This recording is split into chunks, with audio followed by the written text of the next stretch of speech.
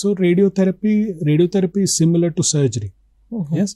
So chemotherapy అన్నది ఏమవుతుందంటే, ఇప్పుడు కీమోథెరపీ ఎప్పుడు ఇస్తాం? కీమోథెరపీ జనరల్గా మనం ఇచ్చేది స్టేజ్ 3 or 4లో ఇస్తాం. కీమోథెరపీ పనిచేసేదల్లా బాడీలో అంతటా ఉంది, లేకపోతే బ్లడ్లో ఉంది అంటే అప్పుడు కీమోథెరపీ ఇస్తాం. ఎందుకంటే జనరల్గా కీమోథెరపీలు ఇచ్చే వల్ల బ్లడ్లోకే. ఎస్.